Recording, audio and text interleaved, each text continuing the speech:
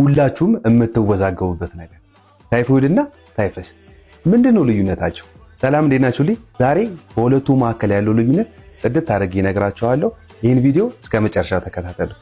ታይፎይድ እና ታይፈስ ከስም ጀምሮ በተወሰነ መልኩ ተመሳሳይ ምልክት ያላቸው በሽታዎች ነገር ግን በጣም ልዩነት ያላቸው ሲሆኑ ብዙውን ጊዜ እናንተን ሲያምታቱ ከምናያቸው በሽታዎች ውስጥ ናቸው። ታዲያ ታይፎይድ እና ታይፈስን ጠቅለል አድርገን ልዩነታቸውን በበሽታ አምጪ ተዋሲያን፣ በመተላለፊያ መንገዳቸው፣ በምልክታቸውና በመከላከያ መንገዶቻቸው መለየት እንችላለን። ታይፎይድ ሳላሞኔላ ታይፊ በተባለ የባክቴሪያ አይነት የሚመጣ ኢንፌክሽን ሲሆን አብዛኛውን ጊዜ በተበከለ ምግብና ውሃ አካባቢ የሚገኝ ነው። ብዙውን ጊዜ ደግሞ ከንጽህና ጉድለት ጋር ተያይዞ ይመጣል።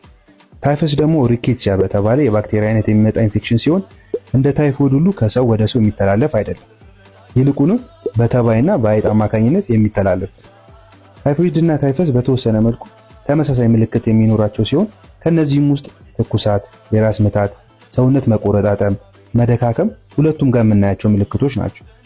ነገር ግን የሆድ ህመምና ማስቀመጥ ወይም ደግሞ የሆድ ድርቀት ካለ ታይፎይድን በበለጠ የሚያመለክት ሲሆን የሰውነት ሽፍታ በተለይም ደግሞ ከደረት ተነስቶ ወደ እግር የሚወርድ አይነት ከሆነ ይህ ታይፈስ ህመምን የሚያመለክት ነው።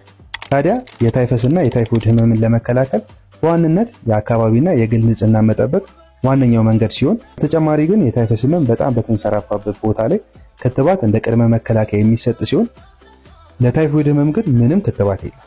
ታዲያ እናንተም ይህን መሰል ምልክቶች ካላችሁ ቶሎ በአቅራቢያችሁ ወደሚገኝ የጤና ጣቢያ በመሄድ አስፈላጊውን ምርመራና ህክምና ማግኘት ያስፈልጋል።